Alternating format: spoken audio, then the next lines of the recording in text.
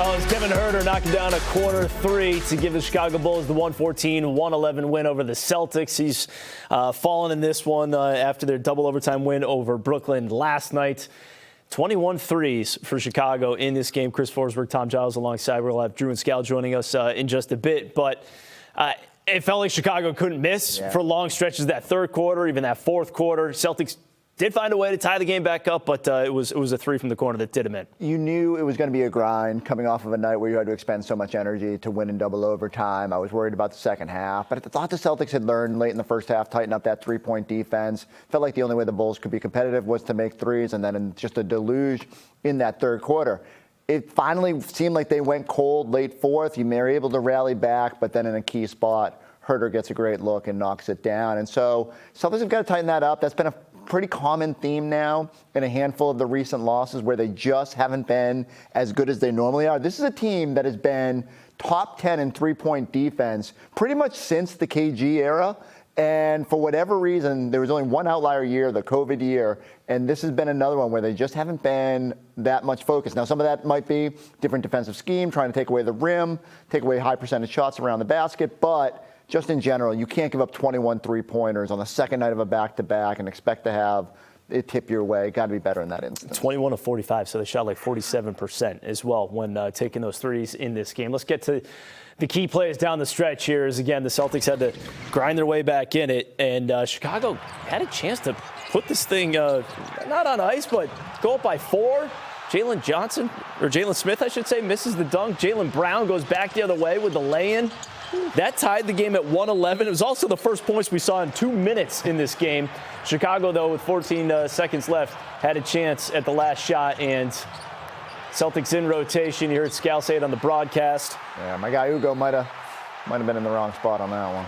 He's, mentioned the miscommunication on the pick and roll there, a delayed rotation, and that just led to the clean enough look for Kevin Huerter, knocking down the triple, and with 0.2 left on the clock, not much the Celtics could do. They said this would not have counted, although Peyton Pritchard somehow made it as close as possible.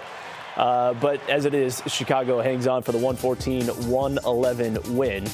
So season series even at a game apiece. The next time they meet will be on February 11th, which, of course, is just a few days after the trade deadline. So that'll be Chicago and Boston round 3. Meanwhile, we'll send it out to Drew and Scal joining us. Where I'm sure we have a ceremony getting ready to start there for Derrick Rose. So, fellas, I'll leave it to you. Yeah, Giles, frankly, it's a miracle that we can see you from here because we've got lights right here, people walking around, a couch being set up.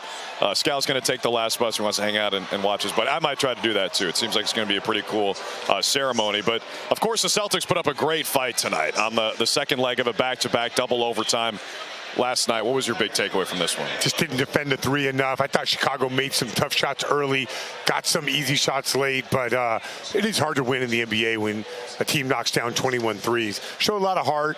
I didn't have a problem with the way we were playing defense. It's one of those nights where Chicago had a little extra buzz to their step, and I didn't think we were running in mud the whole game. I was looking for a big spark, just not sure we completely got it. Yeah, the Bulls at one point were 20 for 37 from downtown. They finished 21 of 45.